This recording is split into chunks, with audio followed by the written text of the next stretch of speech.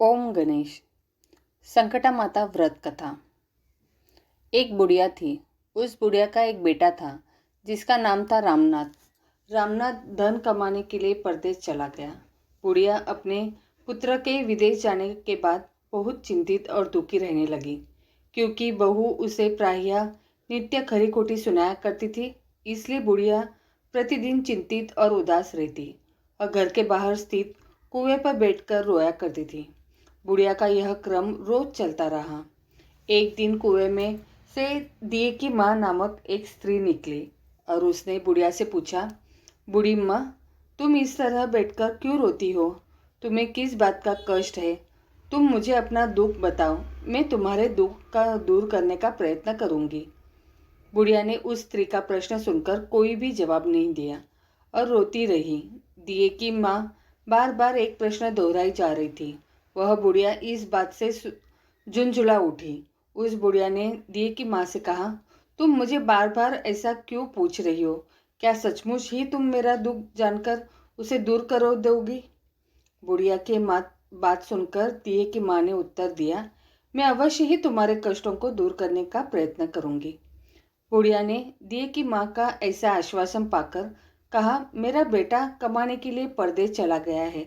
उसके पीछे मेरी बहू मुझे बहुत बुरा भला कहती रहती है। यह मेरे दुख का कारण है। बुढ़िया की बात सुनकर दिए की माँ ने कहा, यहाँ के वन में संकटा माता रहती है। तुम अपना दुख उनसे सुनाकर कष्ट से छुटकारा पाने के लिए प्रार्थना करो। माँ बहुत दयालु है, दुखियों के प्रति बहुत सहानुभूति रखती है। निसंतानों को संतान, निर्धनों को धनवान, निर्बल को बलवान और अभागों को भाग्यवान बनाती है। उनकी कृपा से सौभाग्यवती स्त्रियों का सौभाग्य अचल हो जाता है। कुंवारी कन्याओं को अपने इच्छित वर की प्राप्ति होती है। रोगी अपने रोग से मुक्त होते हैं। इसके अलावा जो भी मनोकामना हो वह सभी को पूरा करती है। इसमें कोई संदेह नहीं है। दिए की माँ से ऐसी विलक्षण बात को सुनकर बुढ़िया संकटा माता के पास गई और उनके चरणों पर गिर कर विलाप करने लगी। संकटा माता ने बड़े ही दयालु से होकर बुढ़िया से पूछा, बुढ़िया, तुम किस कारण इतने दुख से बार बार रोती रहती हो? बुढ़िया ने कहा, हे माता, आप तो सब कुछ जानती हो, आपसे तो कुछ छिपा भी नहीं है। आप मेरे दुख को दूर करने का आश्वासन दे तो मैं अपनी दुखद गाथा आपको सुनाऊं। बुढ़िया की बात सुनकर संकटा माता ने कहा, मुझे पहले अपना दुख बताओ। दुखियों का दुख दूर करने का ही मेरा काम है। संकटा माता के ऐसे कहने पर बुढ़िया ने कहा, हे माता, मेरा लड़का परदेश चला गया है। उसके घर में ना रहने से मेरी बहू मुझे बहुत तरह तरह की सुनाया करती है। उसकी बातें मुझसे सहन नहीं होती। इसी कारण परेशान होकर मैं बार बार रोया करती हूँ। बुढ़िया की इस दर्द भरी कथा को सुनकर संकटा माता ने कहा, तुम घर जाकर मेरे लिए मन्नत मनौती मांगकर मेरी पूजा करो। इससे तुम्हारा लड़का सकुल घर वापस आ जाएगा। मेरी पूजा के दिन सुहागन स्त्रियों को आमंत्रित कर उन्हें भोजन कराना। ऐसा करने से तुम्हारा लड़का अवश्य ही तुम्हारे पास आ जाएगा। संकटा माता के कहे अनुसार बुढ़िया ने मनौती मांगकर पूजा की और सुहागिनी स्त्रियों को भोजन के लिए आमंत्रित किया। परंतु विचित्र बात यह हुई, जब बुढ़िया ने स्त्रियों के लिए लड्डू बनाने शुरू किए तो उससे 7 की जगह 8 लड्डू बन गए। इस बात से बुढ़िया बहुत ही असमझ में पड़ गई। ऐसा होने का क्या कारण है? कहीं मुझसे गिनने में तो गलती नहीं हो रही, अथवा अपने आप 8 लड्डू बन जाने का कोई अन्य कारण है? उसी समय संकटा माता एक वृद्ध स्त्री के रूप में बुढ़िया के सामने प्रकट हुई और बुढ़िया से पूछा, क्यों बुढ़िया, आज तुम्हारे यहाँ कोई उत्सव है क्या? यह सुनकर बुढ़िया बोली, आज मैंने संकटा माता की पूजा की है और सुहागिनी स्त्रियों को भोजन के लिए आमंत्रित किया है, किंतु जब गिनकर 7 लड्डू बनाती हूँ तो वे लड्डू अपने आप ही 8 बन जाते हैं। मैं इसी बात से चिंता में पड़ गई हूँ। बुढ़िया की बात सुनकर संकटा माता ने कहा, क्या तुमने किसी बुढ़िया को भी आमंत्रित किया है? बुढ़िया कहने लगी, नहीं, मैंने ऐसा नहीं किया, परंतु तुम कौन हो? संकटा माता ने कहा, मैं बुढ़िया हूँ, मुझे ही आमंत्रित कर लो। ऐसा सुनकर बुढ़िया ने उस बुढ़िया रूपधारी संकटा माता को भोजन के लिए आमंत्रित कर लिया। इसके बाद बुढ़िया के घर पर सभी आमंत्रित सुहागनें आ पहुंची और बुढ़िया ने सबको लड्डू तथा अन्य मिठाई आदि का भोजन कराया। इससे संकटा माता उस बुढ़िया पर बहुत प्रसन्न हुई। माता की कृपा से उस बुढ़िया के बेटे के मन में अपनी माता और पत्नी से मिलने की इच्छा उत्पन्न हुई और वह अपने घर के लिए चल दिया। कुछ दिन बीतने के बाद वह बुढ़िया संकटा माता की पूजा कर सुहागिनियों को भोजन करा रही थी कि किसी ने उसके लड़के के आने की सूचना दी, लेकिन बुढ़िया अपने काम में लगी रही। उसने कहा, लड़के को बैठने दो, मैं सुहागिनी को जिमा कर अभी आती हूँ। लड़के की बहू ने पति के आने का समाचार सुना। उसी क्षण पति के स्वागत के लिए तुरंत घर की ओर चल दी। लड़के ने अपनी पत्नी को देखकर मन में सोचा कि मेरी स्त्री मेरे प्रति कितना प्रेम रखती है, जो खबर पाते ही मुझसे मिलने आ गई। परंतु मेरी माँ को मुझ पर जरा भी प्रेम नहीं है। मेरे आने की खबर पाकर भी मेरी माँ मुझसे मिलने नहीं आई।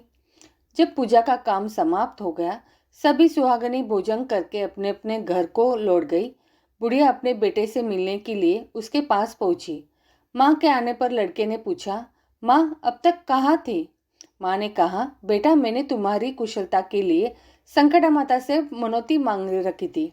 उसी को पूरा करने के लिए सुहागिनी जिमा रही थी। संकटा माता की कृपा से उसका मन अपनी पत्नी से हट गया।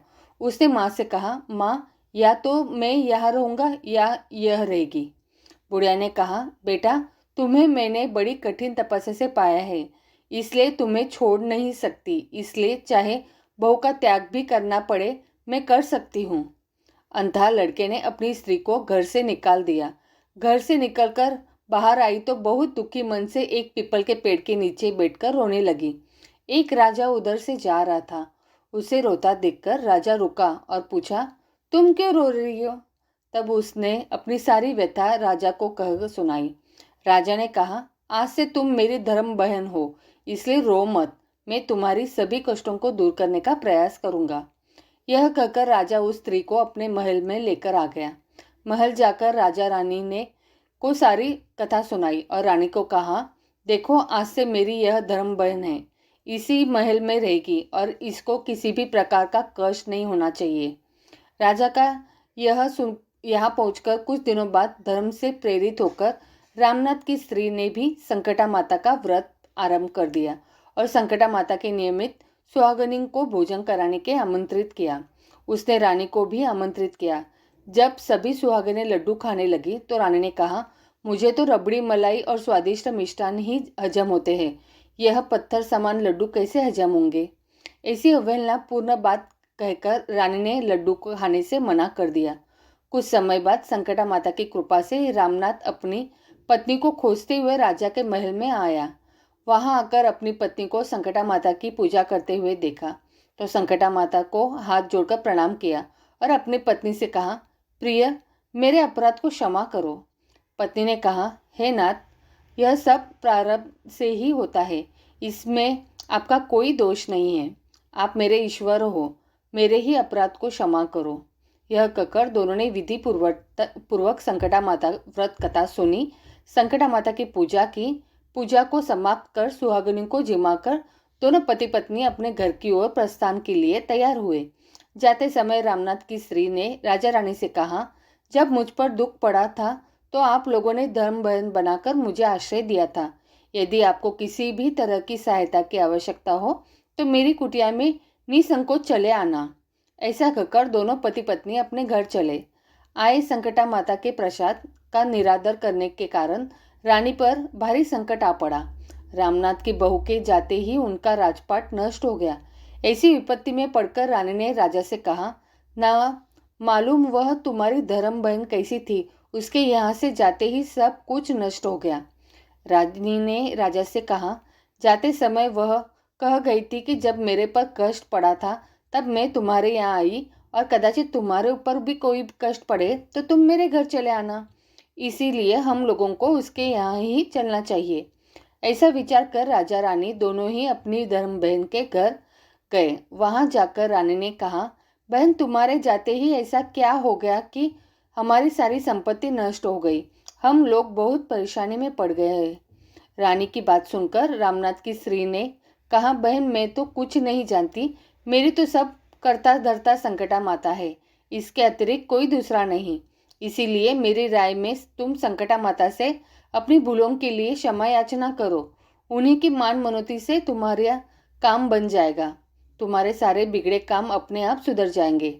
रामनाथ की स्त्री की बातें सुनकर रानी ने श्रद्धा भक्ति से संकटा माता का व्रत किया और सुहागिनों को जिमाकर अनजाने में हुई अपनी सब भूलों के लिए संकटा माता से बार बार क्षमा मांगी। रानी के ऐसा करते ही संकटा माता प्रसन्न हो गई और रात में रानी को स्वप्न में कहा कि तुम दोनों पति पत्नी अपने महल को चले जाओ, वहां जाकर मेरी पूजा करना और मेरे निमित्त सुहागिनों को जिमाना। ऐसा करने से तुम्हारा गया हुआ राजपाट तुम्हें दोबारा वापस मिल जाएगा। सुबह होते ही रानी ने अपने सपने की बात राजा को बताई। रानी की बात सुनते ही राजा उसी क्षण रानी को साथ लेकर अपने महल की ओर चल दिया। महल में आने के बाद राजा रानी ने संकटा माता के कहे अनुसार पूर्ण भक्ति भाव से माता संकटा की पूजा की और सुहागिनों को भोजन कराया। ऐसा करने से उनका बिगड़ा हुआ सारा समय सुधर गया और सारा राजपाट उन्हें वापस मिल गया और वह पहले की तरह राज्य को भोगने लगे। बोलो संकटा माता की जय।